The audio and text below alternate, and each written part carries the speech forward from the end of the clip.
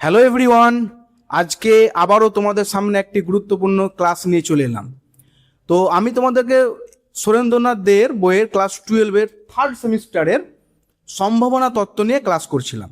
খুব গুরুত্বপূর্ণ একটি অধ্যায়। প্রত্যেক বছর কিন্তু এখান থেকে অনেকগুলো কোশ্চেন থাকে। গত বছরও প্রায় 5 থেকে 6টা কোশ্চেন ছিল, এবার আশা করছি থাকবে। তো তোমাদেরকে আমি কিন্তু সম্ভাবনা তত্ত্ব থেকে এর আগে 4টি ভিডিও দিয়েছি, ঠিক আছে? এবং আমরা পর সুরেন্দ্রনাথের বই যে বইটা রয়েছে, টেক্সট বুকটা রয়েছে ছায়ার, সেই টেক্সট বুক থেকে আমরা পর প্রায় 30টি কোশ্চেন করে ফেলেছি। মানে পার্ট 4 পর্যন্ত আমরা ক্লাস দিয়েছি। তোমাদের যদি কারো দেখা না থাকে তাহলে অবশ্যই তোমরা কিন্তু ডেসক্রিপশন বক্সে গিয়ে সেই ভিডিওগুলো অবশ্যই দেখে নেবে। তো আজকে আমরা শুরু করব বেশ কিছু গুরুত্বপূর্ণ অঙ্ক নিয়ে, যেগুলো এইচএস 2026 থার্ড সেমিস্টারের জন্য খুবই গুরুত্বপূর্ণ। ওকে, তো চলো শুরু করা যাক। ওকে, তো চলো আমরা শুরু করছি সুরেন্দ্রনাথ দের বইয়ে। ঠিক আছে, তোমরা অবশ্যই টেক্সট বুকটা সঙ্গে রাখবে, তাহলে তোমাদের সুবিধা হবে। তো দেখো, আজকে যে আমরা অঙ্কটা আলোচনা করব কোশ্চেন নম্বর 30। তো 30 নম্বর কোশ্চেনে দেখো কি বলেছে। 30 নম্বর কোশ্চেনে বলেছে দুটি পদ এ এবং বিতে চাকরির জন্য রমেশ একটি ইন্টারভিউ দেয় এবং সেখানে দুটি পদে নির্বাচন হওয়ার ঘটনা ইন্ডিপেন্ডেন্ট এবং এ এবং বিতে নির্বাচিত হওয়ার সম্ভাবনা বলে দিয়েছে 1/6 আর 1/7। এবার ব্যাপারটা বলি, মধ্যে কথা হলো ক্যান্ডিডেট হচ্ছে একটি, আর ভ্যাকেন্সি কটা রয়েছে? ভ্যাকেন্সি কিন্তু দুটো রয়েছে। ঠিক আছে, তাহলে একটা ক্যান্ডিডেটের দুটো ভ্যাকেন্সি তো নিতে পারবে না, যে কোনো একটা ভ্যাকেন্সি নিতে পারবে। তাহলে 1 নম্বর ভ্যাকেন্সিতে পাওয়ার চান্স হচ্ছে 1/6, আর 2 নম্বর ভ্যাকেন্সিতে পাওয়ার চান্স হচ্ছে 1/7। তাহলে তাদের মধ্যে এর যে কোনো একটাতে সিলেকশন হয়ে যাওয়ার চান্সটা কত? ধরো না, ধরো প্যানেলে 9-10 নাম এসছে, 11-10 নাম এসছে, তাহলে যে কোনো একটাতে সিলেক্টেড হওয়ার চান্সটা আমাকে বের করতে বলছে। তবে ধরে নিলাম রমেশের এতে চান্স পাওয়ার মানে সিলেকশন হওয়ার ঘটনা ধরলাম E1 হচ্ছে কেন ইভেন্ট ফর ই, তার জন্য E1 ধরলাম। এবং বিতে সুযোগ হওয়ার বা ইন্টারভিউতে চান্স পাওয়ার ঘটনা ধরলাম E2। ওকে, তাহলে আমাদেরকে যে কোশ্চেনটা দিয়েছে সেই কোশ্চেন অনুসারে আমরা লিখতে পারবো প্রবাবিলিটি অফ E1 এটা হচ্ছে 1/6, মানে এতে সিলেকশন হওয়ার চান্স হচ্ছে 1/6 এবং প্রবাবিলিটি অফ E2 এটা বলে দিচ্ছে 1/7, মানে বি জায়গায় বি ভ্যাকেন্সিতে সিলেকশন হওয়ার চান্স হচ্ছে 1/7। তাহলে বলছে যে কোনো একটিতে অ্যাটলিস্ট একটিতে চান্স হওয়ার মানে সিলেকশন হওয়ার চান্সটা কত, সম্ভাবনাটা কত। এবার ব্যাপারটা বলি, যখন তোমাকে বলবে এবং থাকবে মানে এ এবং বি, তখন আবার ইন্টারসেকশন অথবা যে কোনো একটি এ অথবা বি যে কোনো একটি বলছে, তখন আমাদের চান্সটা থাকবে সেটা হচ্ছে ইউনিয়ন। অর্থাৎ আমরা বের করবো E1 ইউনিয়ন E2, এরপর অলরেডি বের করবো। এবার আমরা এটা প্রত্যেকে জানি, এটা একটা সূত্র আছে, এটা দুটো সূত্র দিয়ে হচ্ছে 3টে, P of A union B. এই সূত্রটা আমরা অনেকবার প্রমাণও করেছি, অনেক ক্ষেত্রে কাজে লাগছে এটা। তাহলে কি ছিল? এটা হয়ে যাবে P of E1 plus probability of E2 minus probability of E1 intersection E2। তাহলে আমাদেরকে তো পি অফ E1 এবং পি অফ E2 তো পেয়ে গেছি, কোনো ব্যাপার নেই। এখন ইন্টারসেকশনটা কি করে পাও?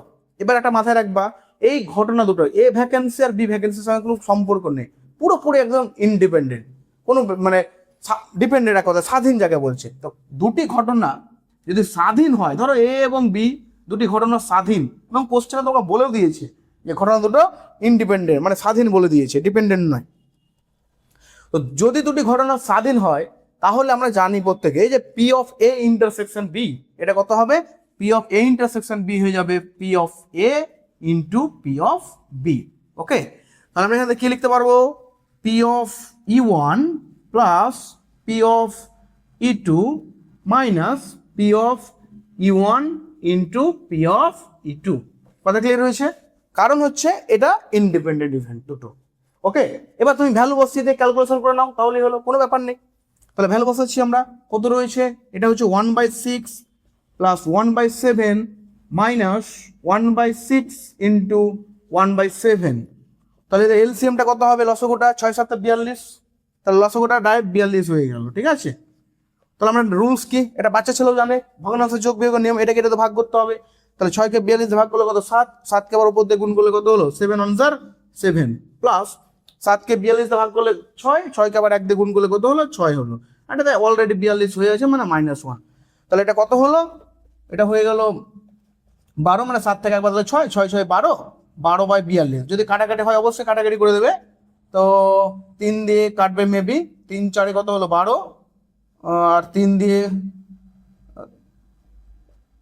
3 একে 3 আর 3 4 12, আবার 2 দিয়ে কাটছে, তাহলে এটা 2 হলো, এটা 7 হলো, মানে অ্যান্সার ফাইনাল অ্যান্সার পেয়ে গেলাম 2/7। তো তোমরা দেখতে পাচ্ছ এই যে 30 নম্বর কোশ্চেনে করলাম, এখানে বি নম্বর অপশনে কিন্তু 2/7 আছে, তাহলে আমাদের সঠিক অপশন হয়ে গেল বি। ওকে, তোমরা কিন্তু একটু টেক্সট বুকটা খুলে রাখবে, আশা করছি প্রবলেম হবে না। তারপরে চলে আসবো আমরা, দেখো পরের অঙ্কগুলো সব একই অঙ্ক, ঠিক আছে, একদম সেম টু সেম একই অঙ্ক। আমরা একটু ইন্টারেস্টিং অঙ্ক চলে যাই, ডিফারেন্স টাইপের আমরা অঙ্ক শেখার চেষ্টা করব, তাহলে ভালো হবে, ঠিক আছে। তো আর একটা করে দিচ্ছি এরকম টাইপের অঙ্ক, যেমন ধরো 33তে দেখো কি বলেছে। 33তে বলছে একটি বইয়ের 75% সলিউশন করতে পারে এবং বি সমাধান করতে পারে 70%। উদ্দেশ্যহীনভাবে একটি প্রশ্ন, হ্যাঁ, এ অথবা বি এর পক্ষে সমাধান করার সম্ভাবনা কত? এ অথবা বি বলছে, ব্যাপারটা ভালো করে বোঝো। যদি আমাকে কোশ্চেনে অথবা থাকে, প্রত্যেকে জানে অথবা মানে ইউনিয়ন আসবে এবং মানে ইন্টারসেকশন আসবে, ঠিক আছে। তো একটা ধরো কোশ্চেন, দুজন ক্যান্ডিডেট রয়েছে, একজনের পক্ষে সলভ করার চান্স হচ্ছে 75% আর একজনের ক্ষেত্রে সম্ভাবনা রয়েছে 70%। তো আমি ধরে নিলাম যে এর প্রশ্নটি সমাধান করার ঘটনা ধরলাম E1, ঠিক আছে, এর প্রশ্নটি সমাধান করার ঘটনা ধরলাম E1, আর বি এর ক্ষেত্রে প্রশ্নটি সমাধান করার ঘটনা হচ্ছে E2। E1 E2 ধরে নিচ্ছি ইভেন্টের জন্য। তাহলে প্রবাবিলিটি অফ E1টা কত আসবে? ও কত পার্সেন্ট করতে পারে? 75%। তাহলে আমরা এখানে কি লিখবো? এখানে লিখে দেবো আমরা 75%, আর পার্সেন্ট মানে কত? সবসময় 100, তাহলে 75 বাই কত হলো 100। তো যদি এটা আমরা 25 দিয়ে কাটি, 3 25 75 আর 4 25 100, মানে কত হয়ে গেল? এটা 3/4 হয়ে গেল। ওকে, তাহলে আমরা এই E1 এর ক্ষেত্রে পেয়ে গেলাম এটা। এবং E2 এর ক্ষেত্রে দেখো কত আছে, প্রবাবিলিটি অফ E2 এর ক্ষেত্রে কতটা চান্স? এর ক্ষেত্রে চান্স রয়েছে কত পার্সেন্ট বলেছে? 70% বলেছে। তাহলে আমরা এখান থেকে 70% লিখে দেবো, তাহলে 70%, আর পার্সেন্ট মানে কত হচ্ছে 100, এখান থেকে 0 0 কেটে গেল, তাহলে 7 বাই কত পেয়ে গেলাম? 10 পেয়ে গেলাম। তো দুটো ঘটনা পেয়ে গেলাম। এবার বলছে এ অথবা বি, তো অথবা মানে কি আসবে? ইউনিয়ন। এর একটু পড়ালাম, জাস্ট পার্সেন্টেজ ছিল।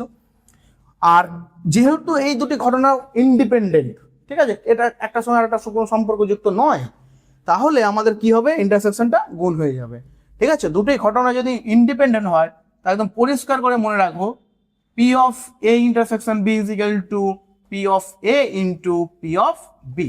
যদি দুটি ঘটনা পরস্পর ইন্ডিপেন্ডেন্ট হয়, তাহলে P of A intersection B is equal to P of A into P of B. Okay, দেখো তাহলে অতএব P of E1 union E2, ওকে, এটা লিখবো আমরা। তো এটা সূত্র অনুসারে কি হবে?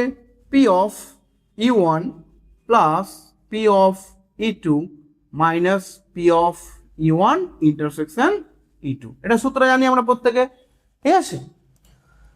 তো এবার দেখো P of E1 plus P of E2, এটা ইন্টারসেকশন আছে, তাহলে এটা কি হবে? ইনটু হয়ে যাবে।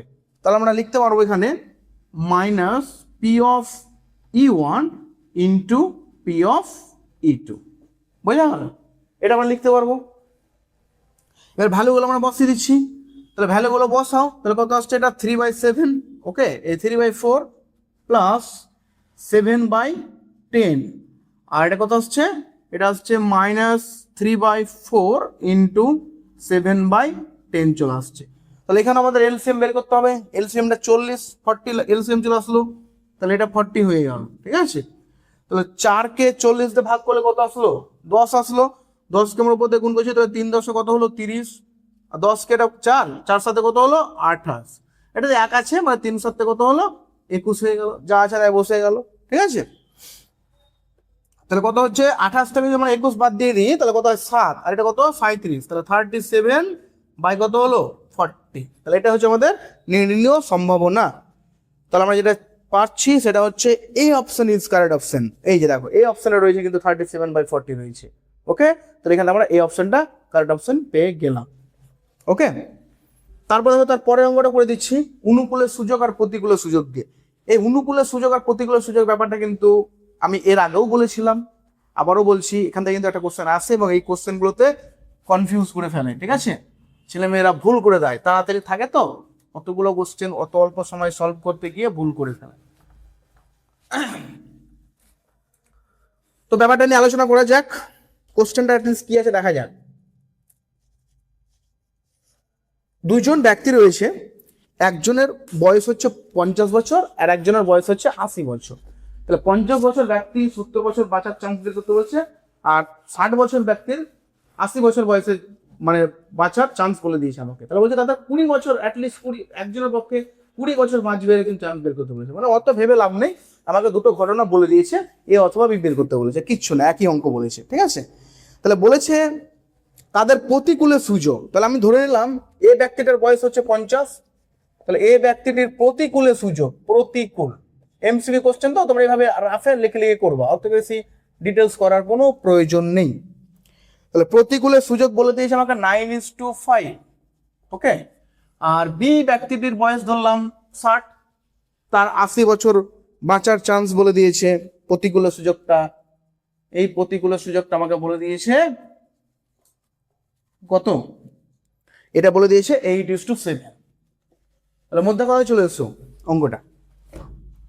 তো কি বলা হয়েছে, এ ব্যক্তিটির ক্ষেত্রে 20 বছর বাঁচার প্রতিকূলে সুযোগ হচ্ছে 9:5, আর বি ব্যক্তিটির ক্ষেত্রে 20 বছর আরো 20 বছর বাঁচার প্রতিকূলে সুযোগ হচ্ছে 8:6। এবার দুটো জিনিস আমি বলছি, ভালো করে নোট কর।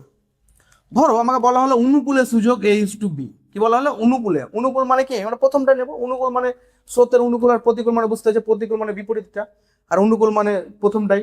তাহলে অনুকূল যেহেতু বলবে তখন তুমি কি করবে বলো তো, এই চান্সটা হয়ে যাবে A/A+B, নিচে তো A+B হবেই। যদি অনুকূলে বলা থাকে তাহলে কি হবে A/A+B, চান্সটা হচ্ছে। আর যদি প্রতিকূলে বলা থাকে তাহলে এর চান্স হয়ে যাচ্ছে B/A+B।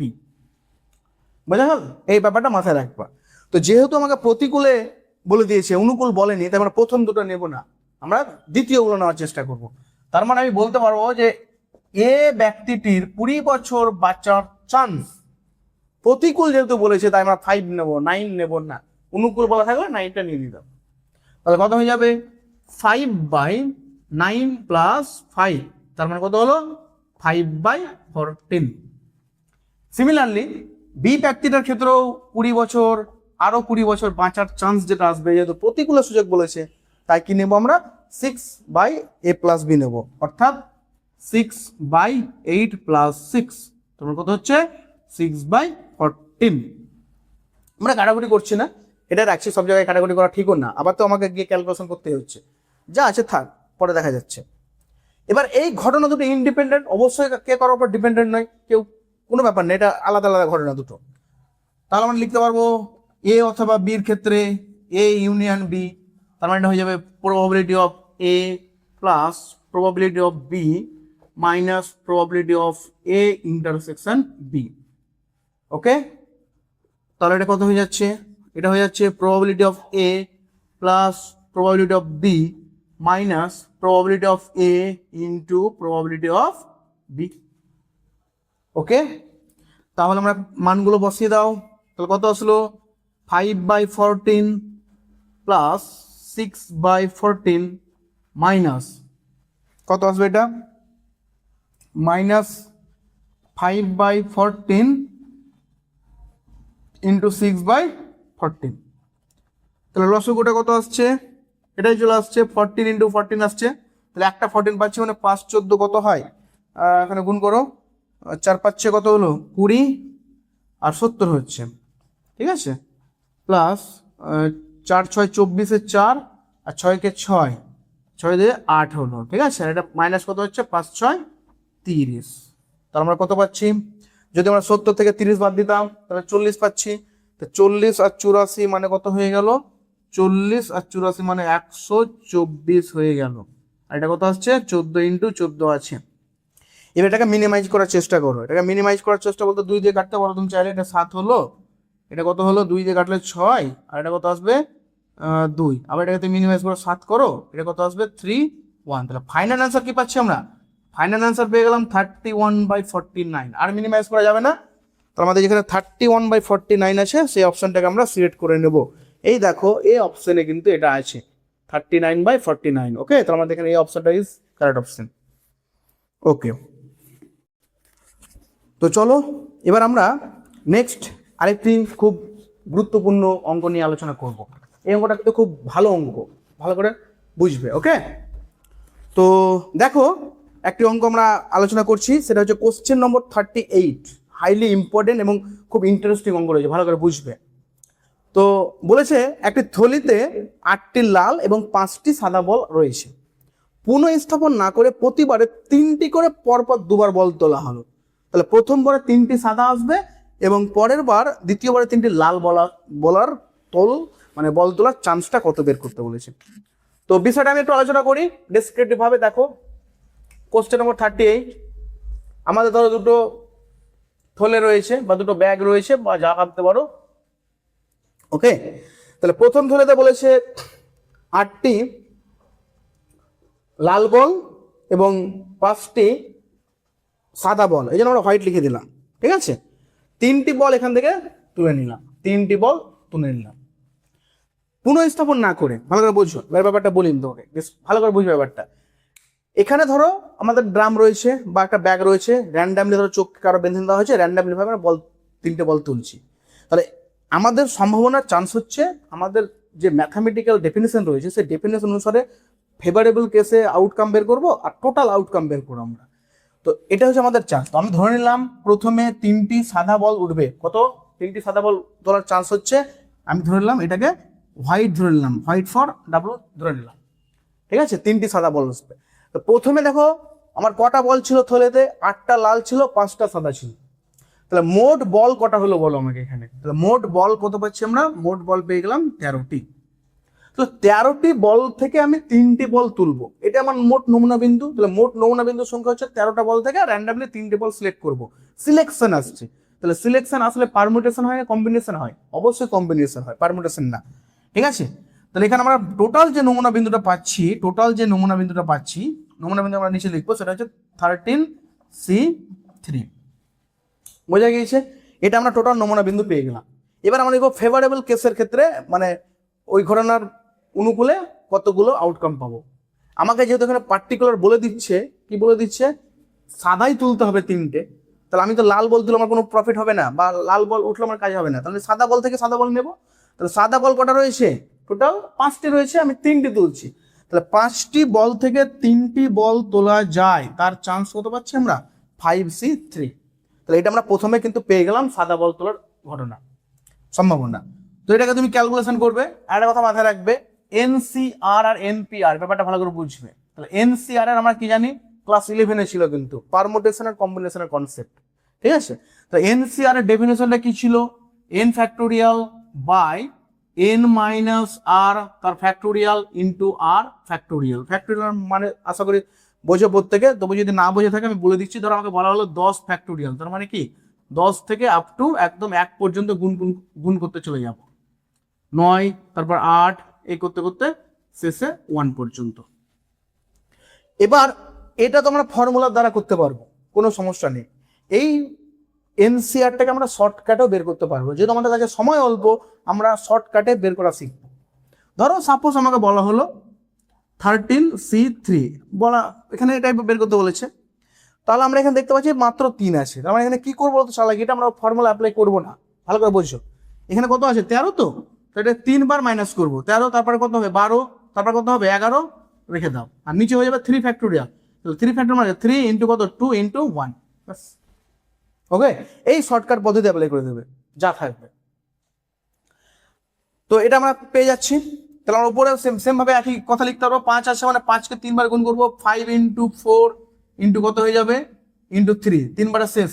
ওকে, বাই কত? নিচে 3 ফ্যাক্টোরিয়াল। আর সিমিলারলি এখানে কত হয়ে যাবে? এখানে হয়ে যাবে 13 ইন্টু কত? 12 ইন্টু 11 বাই নিচে কত আসবে? 3 ফ্যাক্টোরিয়াল। তাহলে 3 ফ্যাক্টোরিয়াল কেটে দাও। তাহলে কত থাকলো? 5 into 4 into 3 by 13 into 12 into 11। তাহলে আমরা কত পাচ্ছি? 4 3 12, এখানে 3 3 আউট হয়ে গেল। তাহলে ফাইনালি যেটা পেলাম 5 বাই, তাহলে 3 11 33, 3 11 33, 11 কে 11, তাহলে 11 3 কত হলো? 14 হলো। তাহলে আমরা পেয়ে গেলাম 5-এর 143 পেয়ে গেলাম, এটা পেলাম, এই ঘটনার চান্স পেলাম। এবার বিষয়টা হচ্ছে, পরবর্তী বিষয়টা হচ্ছে আরো ভালো করে বুঝতে হবে। তারপরে কি বলছে ব্যাপারটা, তারপরে ব্যাপারটা বলছে যে আমাকে পুনঃস্থাপন না করে, মানে বল 3টে আমি তুলে নিয়েছি, এই বল 3টাকে রাখবো না এখানে, এই ব্যাগে রাখা দরকার নেই, আবার এর মধ্যে এলোমেলো করে দিলাম, দিয়ে আবার 3টে বল তুলছি, তারপরের বার 3টে কি হবে, লাল হতে হবে। এবার বিষয়টা হচ্ছে, আমি যদি এখান থেকে 3টি বল আউট করে দিই, তো আমার এখানে 8টাই লাল বল থাকছে, যেহেতু লাল বল উঠেনি, 5টা সাদা বল ছিল, 3টি বল মাইনাস করে দিলাম, তাহলে কটা বল থাকলো, তাহলে 2টি হোয়াইট বল থাকলো। তাহলে এখানে টোটাল বল কটা পেলাম বলো, 10টি বল পেলাম টোটাল। বুঝতে পারছো তো? এবার কি বলেছে, 3টে লাল বল তুলতে বলেছে, তাহলে টোটাল নমুনা বিন্দু কত পাবে এখানে, তাহলে আমরা যদি এখানে ধরে নিই ঘটনাটাকে বি, বা ধরে নাও আর মানে হোয়াইট বল ঘটে গিয়েছে, আর রেড বল তোলার চান্স, এভাবে তুমি প্রকাশ করতে পারো, স্ল্যাশ, এটা কন্ডিশনাল প্রবাবিলিটির মতন হয়ে যাচ্ছে ব্যাপারটা, একটা ঘটনা ঘটে গেছে তারপর আর একটা ঘটনা ঘটছে, এটা ভাবতে পারো। তুমি এটাকে চাইলে পি অফ বিও ধরে নিতে পারো, আর এটাকে তুমি পি অফ এ ধরে নিতে পারো, কোনো ব্যাপার নেই। ওকে, তো দেখো ব্যাপারটা একই। তো আমার এখানে টোটাল নমুনা বিন্দু কত আসবে, টোটাল নমুনা বিন্দু আসবে, টোটাল বল রয়েছে 10টি, তাহলে 10টি বল থেকে আমি 3টি বল তোলার উপায় হচ্ছে 10C3। এবার কটা বল তুলছি আমরা, লাল বল তুলছি, কটা তুলছি আমরা, 3টি বল তুলছি লাল। দেখে আমার লাল বল কটা রয়েছে, 8টা, তাহলে এখানে কত হয়ে যাবে আমাদের, 8C3 হয়ে যাবে। তাহলে এখানে আমরা শর্টকাটে করার চেষ্টা করবো, আমি নিচে ফ্যাক্টরিয়ালটা একবার আউট করে দিচ্ছি, তাহলে এখানে কত হবে, 3 আছে, তো তাহলে 8কে আমরা 3বার গুণ করবো, মাইনাস করতে করতে, 8, 7, 6 এভাবে, তাহলে কত হবে, 8 × 7 × 6, আর 3 ফ্যাক্টরিয়াল আগে আউট হয়ে যাবে, এই যেখানে যেভাবে দেখালাম, ওটা আমি দেখাচ্ছি না, ডাইরেক্ট করে দিচ্ছি। এখানেও সেম ভাবে 10 3বার মাইনাস হবে, তাহলে 10 × 9 × কত আসবে, 8 চলে আসবে। তাহলে এখানে আমরা ক্যালকুলেশন করলে কি পাচ্ছি দেখো, 8 কেটে গেল, এটা আমরা পাচ্ছি 3 2 6, আর 3 3 কত 9, 7 2 কত হলো, তাহলে 7 2 14, আর 3 10 কত হলো 30। ওকে, এবার বলেছে এই দুটো ঘটনা একসঙ্গে ঘটার সম্ভাবনা কত, মানে 3টি সাদা এবং 3টি লাল, তাহলে ঘটনা যেহেতু ইন্ডিপেন্ডেন্ট, তাই এখানে কি হয়ে যাবে, এটা ইনটু হয়ে যাবে, অর্থাৎ P of W into P of R slash W, এই চান্সটা কত, তাহলে কত পাচ্ছি আমরা, 5/143 ইন্টু এটা 14 কত আসছে 30, 5 6 কত হলো 30, 5 6 কত আসছে 30 আসছে। তো দেখো এবার তোমাদের কি বলেছে, এই দুটি 3টি সাদা এবং 3টি লাল, তো আমরা কি পাচ্ছি, এটা ইন্টু এটা পেয়ে যাচ্ছি, তাহলে কত পেলাম আমরা, 5/143 পেয়েছি, আর 14 কত 30 পেয়েছি। তো দেখো এটা 5 6 কত হলো 30, আর এটাকে 2 দিয়ে কাটছি, 3 2 কত হলো, 3 2 6, আর 7 2 কত হলো 14।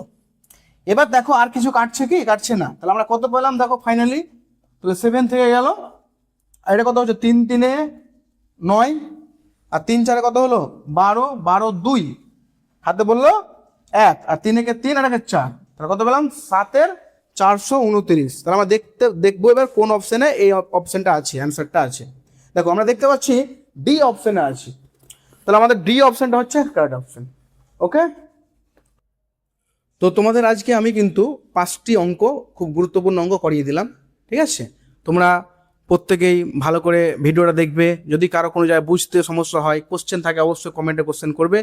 এই যে 5টি অঙ্ক করালাম খুব ইম্পর্টেন্ট, এবং আমরা সম্ভাবনা থেকে কিন্তু আরও ভিডিও দেব, তোমরা সঙ্গে থেকো। তোমরা অবশ্যই ম্যাথস প্যারেন্টের গ্রুপটাকে ভরসা করো, সাবস্ক্রিপশন করো, এখান থেকে আমরা সমস্ত তথ্য তোমরা পাবে, বন্ধুদেরকে শেয়ার করো, ঠিক আছে? তোমাদেরকে তোমরা কমেন্ট করবে, তাহলে আমার ভালো লাগবে, আমরা উৎসাহিত আরও তোমাদের ভিডিও দেবো। তোমরা যে যেখানে পড়বে, ঠিক আছে, যখন তোমরা ছুটিতে বাড়ি আসলে তোমাদের ইউটিউবের খুব দরকার আছে। ডাউট, অনেক সময় ডাউট তোমরা পড়বে, সেই ডাউট ক্লিয়ার করার জন্য কিন্তু আমরা রয়েছি। ওকে, তোমরা আমাদের ভিডিওগুলো যখন ইচ্ছা দেখতে পারো। তো তোমরা অবশ্যই সাবস্ক্রিপশন করো, সঙ্গে থেকো। আজকে এই পর্যন্ত, আবার নেক্সট ভিডিও করবো। থ্যাংক ইউ এভরিওয়ান, সবাই ভালো থেকো, সুস্থ থেকো।